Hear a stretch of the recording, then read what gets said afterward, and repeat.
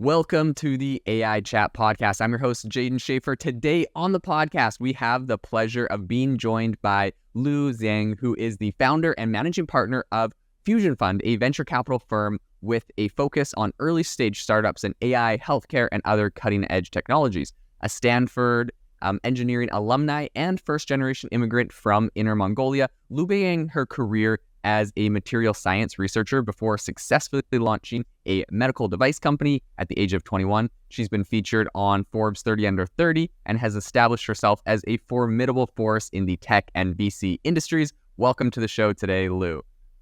Thank you very much for the introduction. Glad to join the show today. Super excited to have you on, as I mentioned. I wanted to kind of kick this off a little bit and ask you a bit about your journey. I'm wondering if you can kind of walk us through your background and maybe a bit about your journey. You know, you were a material science researcher and then you became, one of the leading venture capitalists in the space. How did that kind of evolve for you? Yeah, thank you. So mentioned briefly, I'm a first generation immigrant from Inner Mongolia. So I came to the United States in 2010 for graduate school. So our original plan was really just get my PhD from Stanford for material science and potentially become a professor to make my Asian parents proud, which didn't happen. So everyone heard about the ecosystem of innovation and entrepreneurship in both Silicon Valley and Stanford. So I was really benefiting and also immersed into this experience. One of my patent technology had application for diagnostic of type 2 diabetes. So I was thinking about, this is a great opportunity for leveraging technology innovation to help most people.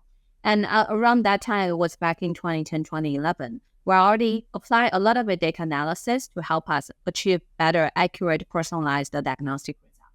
So that's my journey of transition from a material science researcher to an entrepreneur. And once I started a company, of course, I was a very non-typical diverse background immigrant female solo founder working on a healthcare company. And went through the whole journey to bring the company from 0 to 1. And eventually, after graduating from Stanford with master, and a couple of years later, I sold my company to a publicly listed company. And when I sold it, my ownership was 72%. So not only I was able to get a majority of the financial return, I also was able to have strong negotiation power when I was negotiating this M&A deal. That's also the starting point of me thinking about, now I have great financial freedom, how I do with this money. I had experience as a founder. I understand how challenge could be for a deep tech and healthcare focused founder to raise money before 2014, 2015. Mm-hmm. I know a great top talent founder. I also want to support founder with immigrant background. So that's how I started to do angel investing, invest in 13 companies in total, got 4 IPO, 5 merger acquisition. And later in 2015, officially think about building venture capital firm from the scratch, really consider this as the second stage of my pursuit on the professional career, and also be able to leverage venture capital, leverage early stage investment to support and also bring more good company into the industry. So since 2015, that's what I've been doing, leading Fusion Fund and investing early stage startup focused on healthcare, AI healthcare, enterprise AI network, and industry automation. What an incredible background. I think you're just such an inspiring story for so many people that come from other places. I don't come from very far. I'm from Canada, so I've immigrated to America as well. But yeah, what an inspiring story of someone that has really kind of had this background built and is really kind of pursuing what you're interested in. Something I would love to kind of pick your brain about and hear about is, I'm wondering, what really inspired you to focus on AI in healthcare, and how did your experience with your medical device startup kind of shape that focus that you have today? Yeah, so for me, since I was little, I was also thinking about, I want to drive bigger impact. Later, I was very lucky to find technology innovation as a very effective tool to achieve that goal. So initially, my background was in material science. My research was more focused on non-on field sensor, lithium-ion battery, all this hardware stuff. Okay. And when I figured out, there's a really nice application of my tech for the healthcare, that's when I started to build on my passion for healthcare system and also learning about this ecosystem in the United States. We all know U.S. healthcare system have 20% of U.S. GDP. A lot of capital investing into this ecosystem, but on the other side still, waste of capital, low efficiency, and people complain. And we also eager to solve this AAA problem, accessibility, affordable, accuracy problem in healthcare sector. So I think the fundamental passion for healthcare really make me think about how to solve this AAA issue, and other issue within healthcare sector. Later, we found in order to achieve personalized healthcare service provider, personalized diagnostic result, therapeutic solution, digital biology, digital life science, we need to use data. We need to leverage the power of data and also utilize AI as a super effective tool. So now I know AI is a buzzword. We start to invest in AI since 2017 because of focus in AI in healthcare. I published a report in JP Morgan Healthcare Conference, really just not only just share the knowledge, but also try to encourage more founder and investor joining us to invest in AI in healthcare. Now I think everyone realized healthcare might be one of the biggest industry opportunity for applying, no matter it's AI, algorithm, or just the buzzword, the generative AI, and it's growing dramatically in the past 2 years. Yeah, I think that's really incredible. You had that foresight, and that you've been in kind of the space for a while, of course, before the hype and kind of the buzz around this space. And I think, yeah, you really picked a very solid use case from all of the companies that I cover and the people I talk to. Like healthcare has some phenomenal opportunities for AI. So that must be really exciting for you to kind of see that evolving and going. Something I would, be curious on asking you about is, as someone you've been both the entrepreneur and also the investor, you've sat on both sides of the table there. What are qualities that you think are, really essential for success in an industry like AI that's, rapidly evolving? Yeah, I know when we talk about AI, of course, algorithm foundation model, whether you have one of the best is really important. The good thing is now, no matter is all this API you could directly leverage or using the API built on top of it and to optimize your own model, open source opportunity is really good as well. So I think now it's already different stage of competition. The critical piece for a founder to think about that their differentiation is really about access to data and also domain knowledge for the industry. They're focusing on building up the application.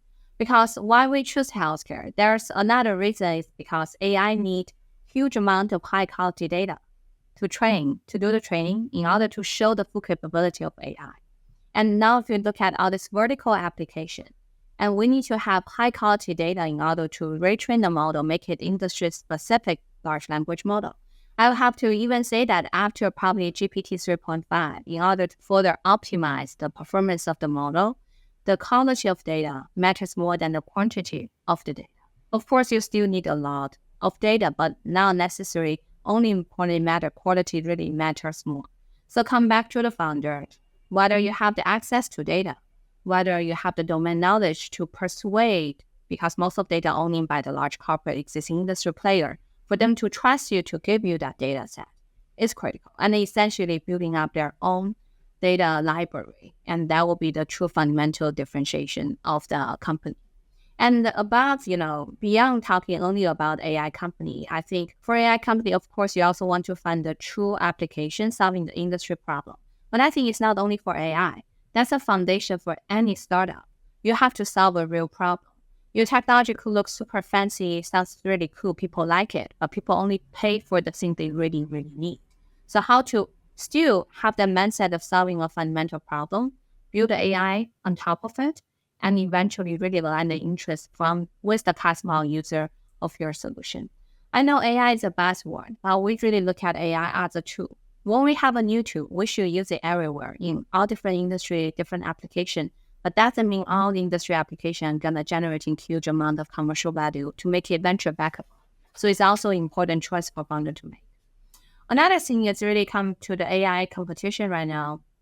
The good thing is developing cost is much lower. So we not necessarily will see new company need to recruit tons of the junior engineering in order to build out the whole product. They could leverage the Copilot, other AI-powered workflow tool in order to improve the productivity.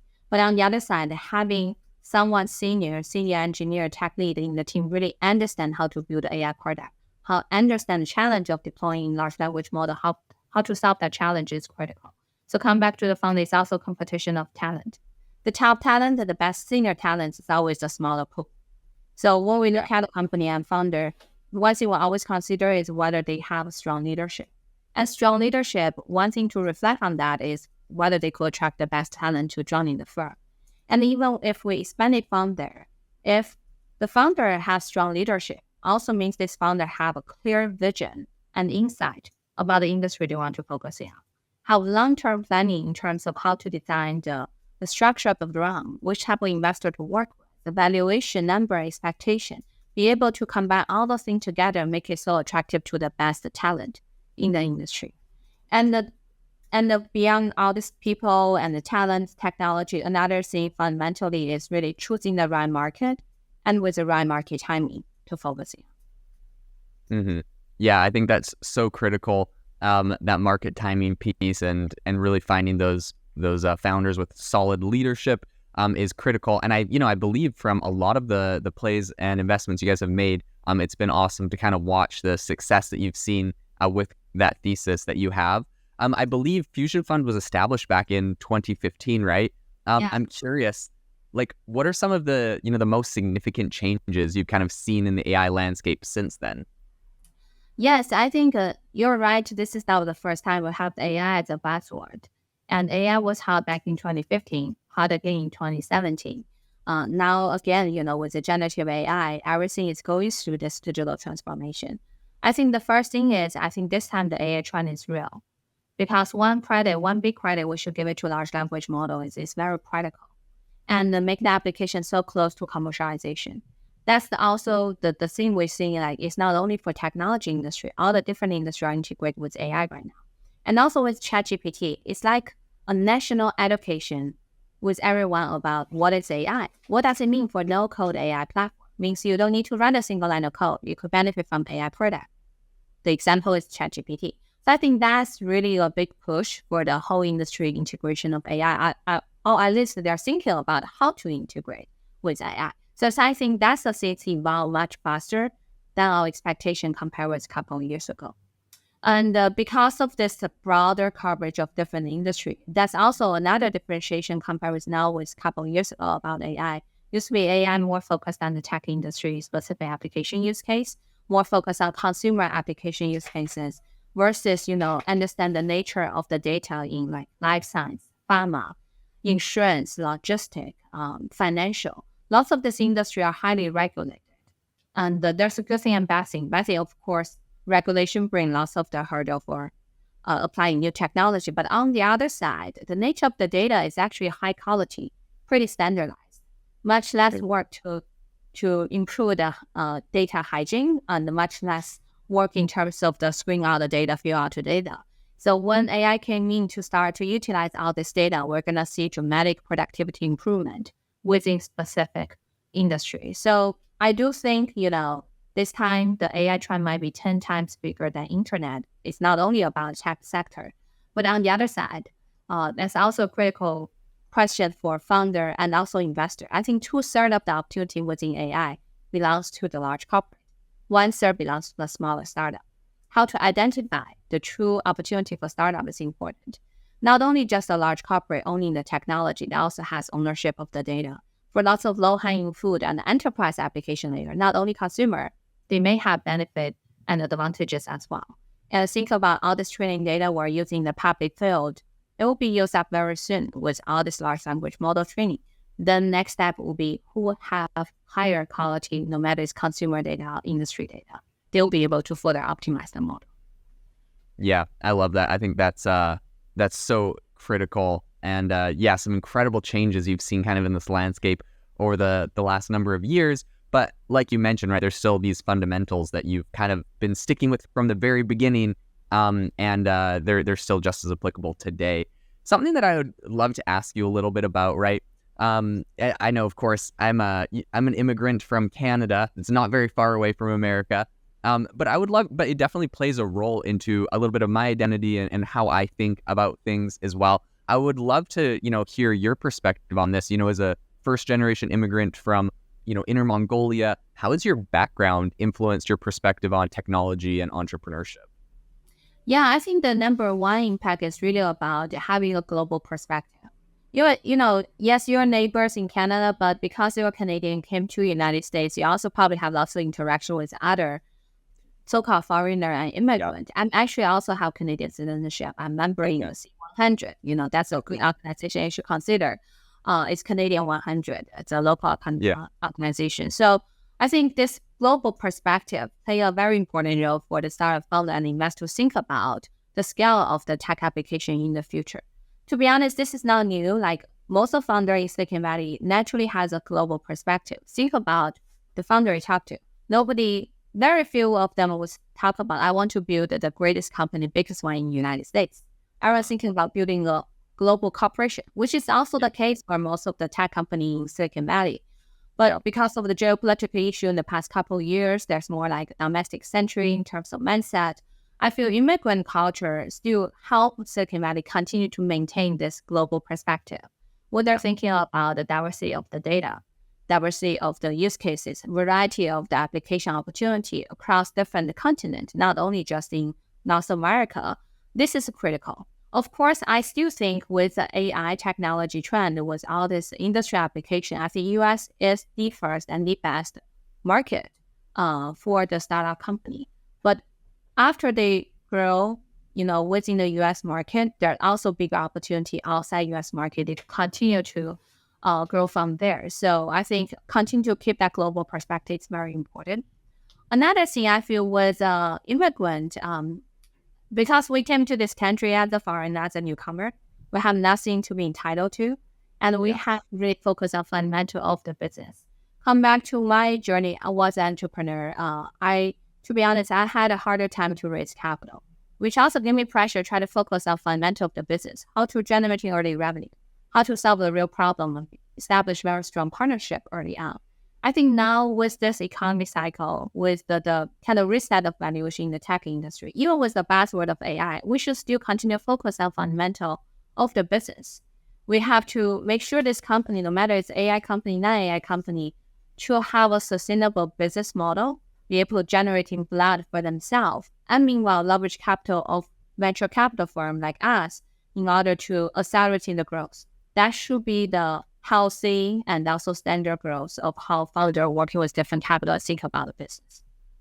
Yeah, I think that's so critical, and I think you really nailed that.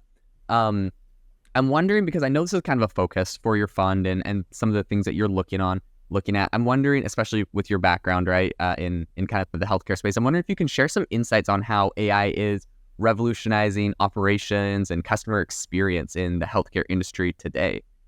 Yeah, there's so many things, Think about, give you a couple of examples. For example, one thing, it's not directly to the customer, but also to one of the major players in the healthcare service industry itself, physicians. We have this company, they're really, they're the leader using AI to automate the medical coding. I don't know how much you know about medical coding, but whenever you see the doctor, after they do the diagnostic and they engage with you, the doctor have to put in all this coding information in order for patient to file for billing and the reimbursement with the insurance company. This process has taken a lot of the valuable time from the physicians, and this a little bit frustrated process. It's also very boring, and to be honest, AI might be able to do a better job than human. So they just tackle this really pinpoint and using AI to automate the whole coding process. And one of the co-founder was a former ER physician, so he has the domain expertise in order to really train the model, make it super accurate. They're growing dramatically. So that's just the one piece of the whole healthcare service flow. Think about from the consumer side, the patient engagement. And another thing that's about more kind of a, not necessary monitoring, but a continuous digital diagnostic. In the future, for us as a patient ourselves, we'll be able to have more efficient and personalized diagnostic services in the future. And another company I'd like to mention is, during the COVID, we probably all have experience, went to a hospital, tried to do a CT scan, MR scan, if anyone got COVID to a certain stage. And there's a two choice you could make. One is low resolution scan, very fast but a lower resolution. Another is a couple hours high resolution scan. Of course, in order to get high accuracy in terms of diagnostic results, you want to go with high resolution, but it's a couple hours. It's not very pleasant experience just lying there and within the machine with lots of noise to try to get an imaging done. So we have a company that uses generative AI to upgrade image quality. So basically, they were the first one got FDA approval for medical image enhancement. So think about now you could go to a hospital, you still get 5 minutes or a couple minutes medical scan with a CT, MRI, PET, and then the software will upgrade it to high resolution right away. So for user, for patient, we're like better, faster, and cheaper. Another thing is lower radiation exposure, which is also safer. Yeah. Hospital, they improve their capacity. They used to only to do probably 3 scans per day, and now they probably could do 30 scans per day. So this is also another example of how AI integrate into existing workflow in order to help patient, user side, consumer side to the hospital side really align the value and also got lots of value generating. Essentially, I still feels like, I know there are lots of discussion about whether AI gonna replace doctor, nurse, etc. I think essentially AI is gonna still serve as a tool. We'll always need human in the loop, but we'll probably need less human in the loop, and lots of things could be done by machine, by AI to improve the productivity and accuracy. And then essentially will provide more higher quality and a more lower cost healthcare service to the whole society. That's amazing. Well, those are some incredible use cases. And, the benefits like you just touched on there, I think are so exciting, which is, lower healthcare costs for all of society. Like that's phenomenal.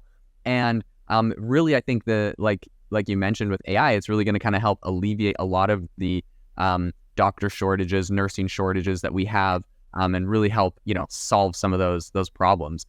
So of course, those are really phenomenal use cases. What I would love to ask you about though is like, what are some of the biggest challenges and maybe also opportunities that you see in implementing healthcare in AI? And, maybe especially when it kind of comes to terms like data privacy and other areas like that are kind of hot.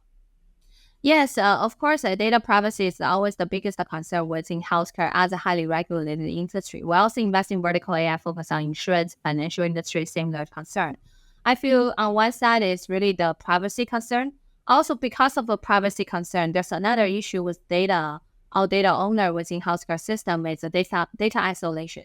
When we talk about the total amount of data we have in healthcare, that's huge. But on the other side, they're isolated from each other. Like a hospital in California may not share the data with hospital from the East Coast or from Texas. But we want to have all the data together in order to have a very diverse and also a more than equivalent database to train the model. So there's challenge, but also there's opportunity. As you mentioned, for example, we invest in company doing federated learning. That's AI algorithm people should research on federated learning. What they do is essentially they enable the data owner. For example, I'm a hospital. I have lots of patient data. I don't necessarily need to physically move or transfer my data. If I have federated learning in place, then the third party could still train the model on top of my data. So essentially, integrate federated learning will enable hospital be able to kind of share, but not physical share, the data with third party and enable all this AI solution without actually concern about the liability and the privacy. Another good thing is essentially all different hospitals, their data could find a way to be consolidated in the model training. So federated learning definitely is one of the critical solutions there, especially now with the generative AI deployment. It's more important to have a high quality, huge amount of data consolidated for the model training. So that's one thing. Another thing for specific data privacy, we're also looking at a company, we also invest in a company doing the data encryption. So first, using AI to help you identify what data in your organization are actually sensitive data. Then encrypt the data from the moment data being collected. Then data being transferred and also processed eventually by AI is out with encryption. That definitely helps solve the data privacy issue. And moreover, there's also communication challenge within the cloud, different layer, Kubernetes integration. We'll have company help with Kubernetes integration as well. We'll have company focus on edge computing solution with the cloud. If you have certain critical data processed on the edge devices, also you don't necessarily need to upload sensitive data to the cloud. So there's more and more technology solution going to help us address the biggest concern within AI in healthcare, which is data privacy and also regulation liability. However, I don't think technology could solve 100% of all the problem. We still wanted to see the regulation could tag along and be able to work together with technology solution, provide a better ecosystem for all the innovator, technology owner, and also data owner. Yeah, I think that's so critical. And it sounds like you're working with some really cool teams and projects on some awesome solutions for, admittedly, some of these big problems that we're grappling with in AI today. Based off of everything you've seen and you've been working on, you've been in the space for a long time, I would love to ask you, what is some advice that you would give to aspiring entrepreneurs that are looking to make a meaningful impact in the AI space today? Yes, I know impact investment and also ESG has been a really hot topic in the past couple of years. But still come back to running a successful business, I think you still need to identify a big enough market, identify a really pinpoint, and be able to apply AI in order to solve the problem. That's the fundamental. Make something people really need. On the other side, I feel all this impact could bring in by just simply improve the productivity and saving the cost. And that's also the two major problems in this industry. So if we use that as a definition, you could find if you could identify good use cases within AI, within healthcare, you're definitely making positive impact. Another thing is talk about technology trend. It's not only generative AI within healthcare. Think about what we got from AlphaFold last year for digital biology. Synthetic biology is evolving super fast right now. And the regulator is also accelerating the process of understanding digital diagnostics, digital therapeutics, and digital life science in order to not only giving approval, but working with insurance company, and insurance companies start to be ready for doing the reimbursement. So there are lots of things are going on together. So it's important for founder to understand how to also work with different players within the ecosystem. Instead of saying that, oh, I want to bypass FDA because I'm working on something AI. No, you need FDA. You need their endorsement in terms of your technology are legit, and also AI is already well understood by the regulator in terms of how to use in the clinical application. So embrace and collaborate with all different traditional players within healthcare system. Then they will bring the true impact into the industry. Yeah, I think that's some phenomenal advice that is definitely very, very applicable to AI entrepreneurs today. Something else I wanted to ask you about, kind of on the technical side. I'm curious from your perspective, what role do you see edge computing in the future of AI, and how might it impact sectors like, healthcare and enterprise networks? So the first, because we're using more AI, which means we're generating or collecting more data, so edge computing is critical because we don't want to experience really bad data latency. We also want to have response right away. And not to mention edge computing could help us save the energy consumption for transfer everything to the cloud and providing potential solution for the data privacy partially. And another thing is the future of AI. We definitely want to deploy AI on the edge devices. Not only just having AI on the computer, web, our cell phone, but how about your microphone? Whether that one could deploy AI become a smart devices. At the time, we definitely need edge computing in order to support the edge AI application. So it's critical, and there's so many different layers of the innovation could be done. We've been investing in edge computing since 2018. So I have the one of the best edge computing chip company in the portfolio, the best serverless edge solution, working with Akamai of Verizon. We have also cloud edge solution working with large tech company, help them providing edge capability on the cloud. So this is also very interesting and very important in the industry. So when we look at opportunity within AI, I think people typically think about, build an AI tool, build an AI application. But in order to support all this AI application, we need the whole ecosystem to be ready. So before we process data with AI, we also need a better system to collect the data. So hardware layer is still important, matters. And we need to transfer the data, means edge computing, all different like a cloud network technology. We need to protect the data privacy solution. Eventually, we process the data. Even we process the data now with large language model, how to improve the efficiency and lower the cost of running the large language model on so many GPU, still come back to optimization on both hardware and software layer. Yeah, I think that's phenomenal, and that's really cool that you guys had the foresight to kind of get into this since 2018. It's going to be really exciting to see how all of that is kind of implemented.